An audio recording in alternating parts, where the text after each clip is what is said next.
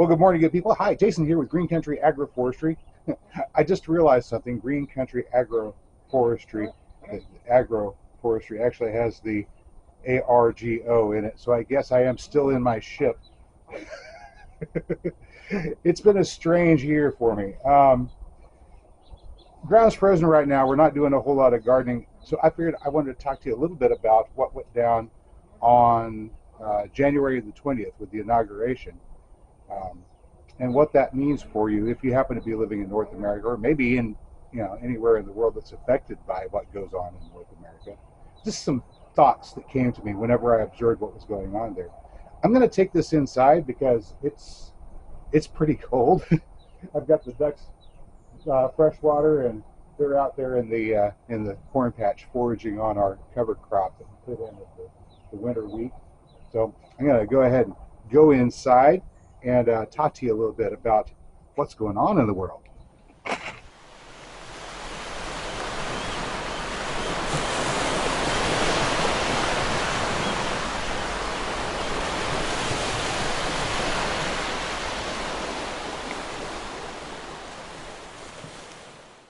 It wasn't until recently that it began to make sense. Not that any of it makes sense, but when one finally realizes that one has been living the life of a mythical character for 250 years, one has to wonder, at what point did the role become the actor? I recall once, in second grade, when I had to share a classroom with two other children with the name Jason. So I had to go by my middle name for the entire year.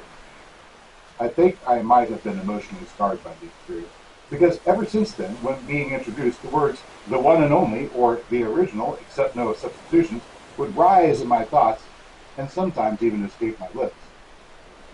Completely in character, right? The character is headstrong, naive, and often a bit of a jerk, really. I never have fully enjoyed that aspect, though I appreciate that sometimes the plot needs some prodding to move along. Heracles taught me that lesson, which scarcely makes up for leaving me in the lurch with this ship full of misfits, though I ought to be grateful on account of the two lessons that our teacher Chiron gifted me before I left that fair and sheltered mountain of my youth.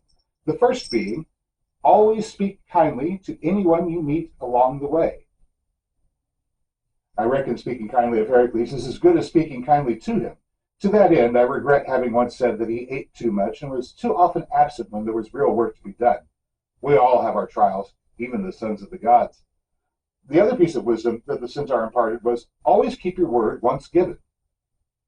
Of all the troubles ever I had, it has been from forgetting the first precaution and making a challenge for myself that did not need to be, or allowing hubris to err, obliging my hero's honor to undertake a task for which I was ill prepared.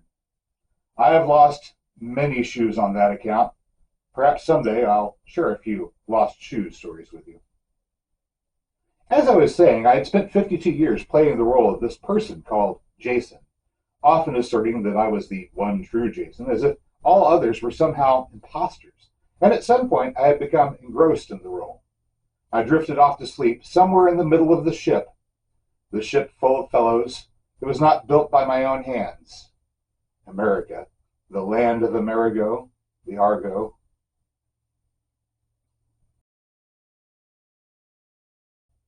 A loud shout roused me from my slumber. Though I had not heard its source, I could swear I had just been awakened to the sound of thunder. Something seemed amiss with the deck below. Had we run aground?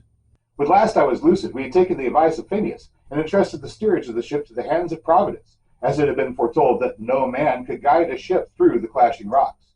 To hedge our bets, a dove had been loosed to fly ahead of the vessel through that chasm where the cliffs to both the left and right-hand sides smashed together, grinding the ambitions of men to dust and leaving their dreams in shattered wreckage upon the shores of far-off liberty. The briny spray hung like a fog, shot through with rays of sunlight that, for a moment, seemed to reflect phantasms of some other place and time. I was looking as through a window into a round room filled with people wearing a strange but generally somber manner of dress. The shout, it seemed, had come from among the multitude, and I saw now that they were conducting an inauguration ceremony of some sort. I watched as the laureate spoke to them of how his country had become overrun, as had ours, by corrupt men who had eroded the foundations of law and reason. I heard him relate his own narrow escape from death, and how he attributed his survival, as I and the company about were even then doing, to the providence of Almighty God, and as well for the purpose of restoring the kingdom of his fathers and grandfathers. Though I did not know this man, his words stirred my heart, and I cast him a salute for all who would pursue liberty, whose path leads through truth, and give honor to God. What a pride, thought I, his people must feel in having him for their leader. The deck fell below me, back into its proper place as the mist swirled away. A rush in my ears seemed to fill with cries of, "Fight! Fly! Fight!" The voices were coming from among the benches, as the mighty crew gazed at that moment at the heaving sea ahead. The loud crack that I had mistaken for thunder had been the report of those immense rocks smashing together, and just where I had been looking a moment before, I laid eyes upon the sight that the others of my company held. The dove that had been loosed by the helmsman to set the time to breach the gap had emerged unscathed on the far side, with only a few feathers lost from the ordeal. I suddenly became aware that I had reached back to the tiller to steady our course, and the warning of Phineas snapped sharply in mine. I snatched my hand back away from the helm and allowed Athena to continue guiding our progress.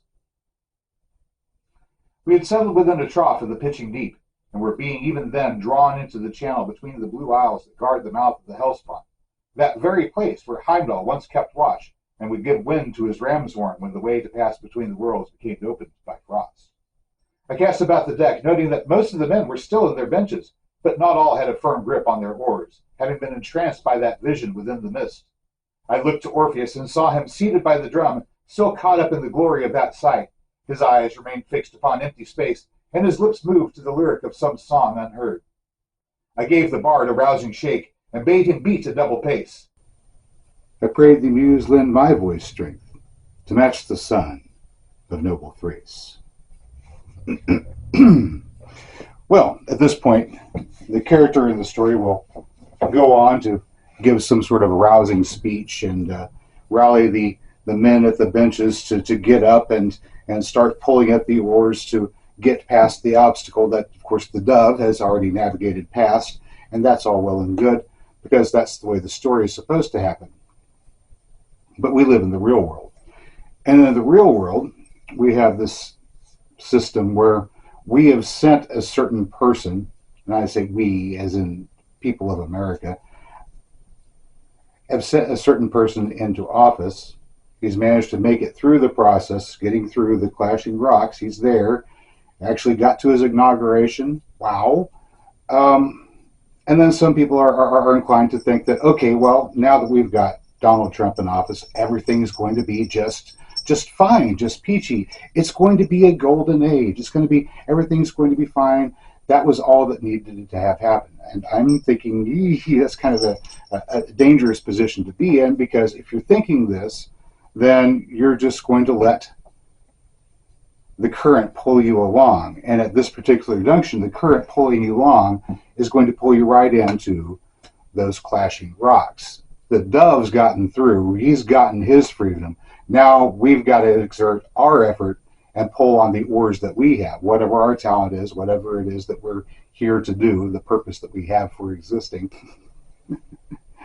I don't know what your purpose is. And if I'm going to be writing this piece, and I will, the Jason in the story is going to be addressing the crewman, and he's going to be telling him, look, I don't know what vision it was that you saw right there, but I do know that that future will only come for us if we put our effort in right now and pull.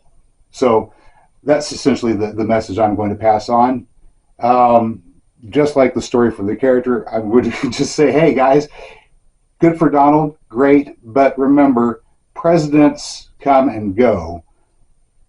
It's up to us to actually make the changes. So if you're not pulling on your oar and you're just drifting with the current, you're not going to get to the golden age. So, well, that's all I've got for you today, good people. As always, I hope you found today's video informative or entertaining, maybe a little bit of both. And if you did, well, you know what to do. I'll catch you next time. But until then, get out there and keep rowing.